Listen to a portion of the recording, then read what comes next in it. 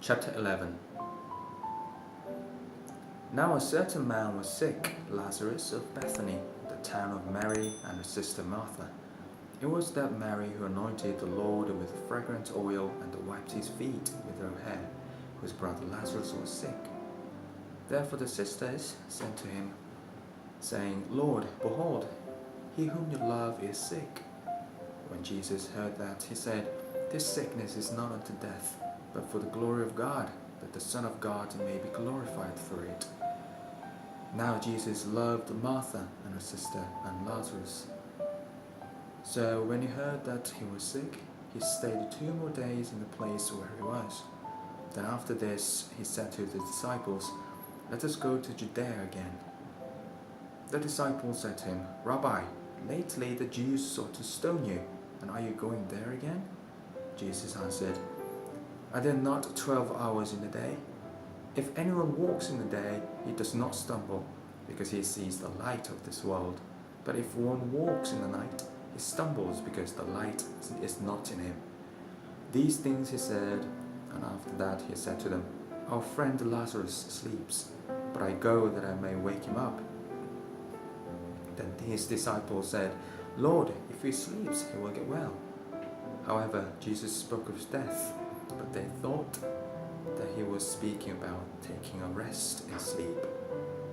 Then Jesus said to them plainly, Lazarus is dead, and I am glad for your sakes that I was not there, that you may believe. Nevertheless, let us go to him. Then Thomas, who was called Twin, said to his fellow disciples, Let us go, let us also go, that we may die with him. So when Jesus came, he found that he had already been in the tomb for 4 days. Now Bethany was near Jerusalem, about 2 miles away, and many of the Jews had joined the women around Martha and Mary to comfort them concerning their brother.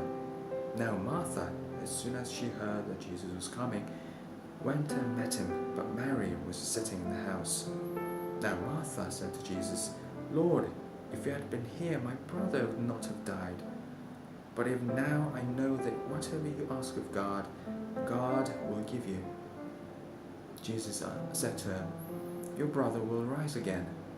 Martha said to him, I know that he will rise again in the resurrection at the last day.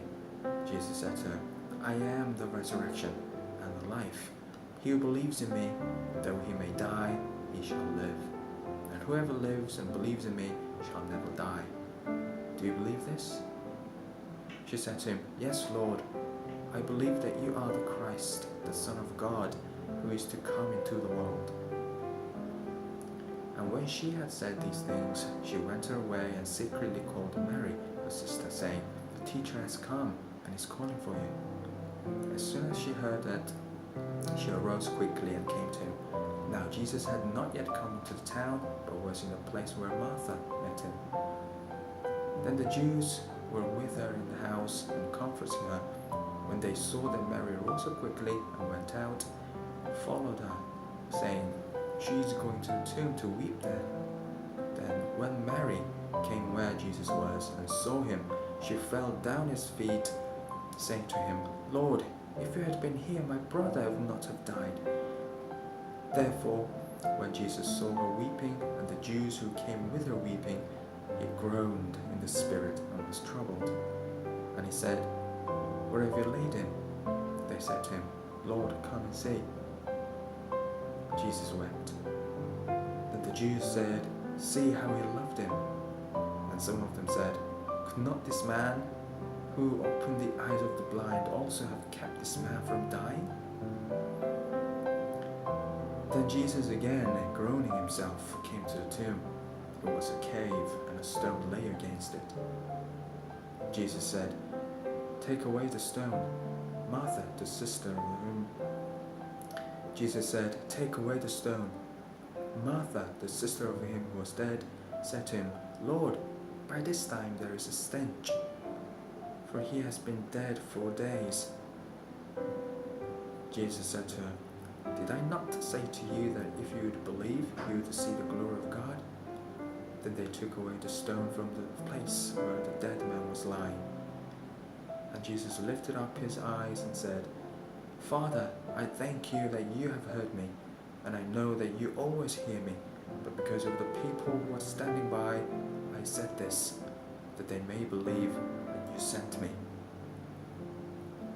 Now when he had said these things, he cried with a loud voice, Lazarus, come forth! And he who had died came out, bound hand, foot with grave cloths, and his face was wrapped with a cloth.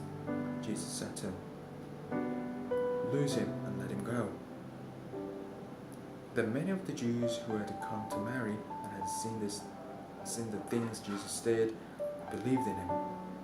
But some of them went away to the Pharisees and told them the things Jesus did. Then the chief priests and the Pharisees gathered a council and said, What shall we do? For this man works many signs. If we let him alone like this, everyone will believe in him, and the Roman will come and take away both our place and nation.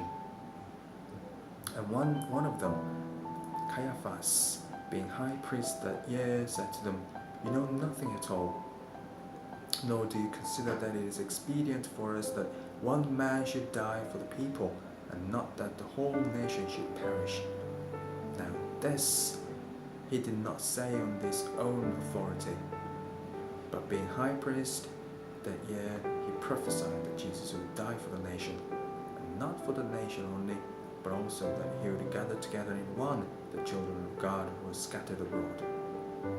Then from the day on, they plotted to put him to death. Therefore, Jesus no longer walked openly among the Jews, but went from there into the country near the wilderness, to a city called Ephraim, and there remained with his disciples. And the Passover of the Jews was near, and many went from the country up to Jerusalem before the Passover to purify themselves. Then they sought Jesus and spoke among themselves as they stood in the temple, What do you think? That he will not come to the feast? Now both the chief priests and the Pharisees had given a command that if anyone knew where he was, he should report it, that they might seize him